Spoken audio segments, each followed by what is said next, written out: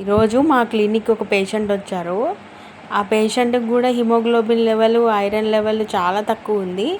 వాళ్ళ పాప 4th class చదువుతుందంట. వాళ్ళ పాపకు కూడా ఐరన్ లెవెల్ చాలా తక్కువ ఉందంట. జుట్టు ఊడిపోతుందంట, వైట్ హెయిర్ వస్తుందంట, ఐ సైట్ కూడా వచ్చిందంట.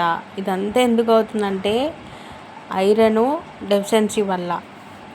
మనము పిల్లలకి స్కూల్ నుంచి ఇంటికి వచ్చాక స్నాక్స్ రూపంలో ఏవో బయట నుంచి తెచ్చిన అన్ని చిరుతిళ్ళు ఇస్తున్నాం. దానివల్ల మనకి ఎనర్జీ రాదు, బలం రాదు, విటమిన్స్ రావు, ఐరన్ రాదు, కాల్షియం రాదు, ఏం రాదు. అవన్నీ పిచ్చి పిచ్చి తినే బదులు ఈ నువ్వుల లడ్డు, రాగి లడ్డు ఇలాంటివి రోజుకోటి ఇచ్చారనుకోండి, ఐరన్, కాల్షియము మంచిగా వస్తుంది. ఎదిగే పిల్లలకి కావాల్సింది ఐరన్, కాల్షియమే కదా.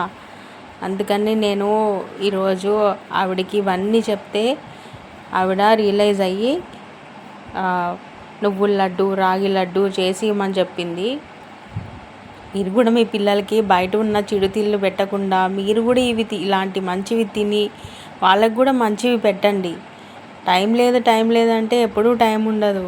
మన హెల్త్ అంతా పాడైపోయినాక అప్పుడు ఎంత టైం ఉన్నా మనం ఏం చేయలేం కదా. అందుకనే మంచివి మీరు తినండి, వాళ్ళకి పెట్టండి.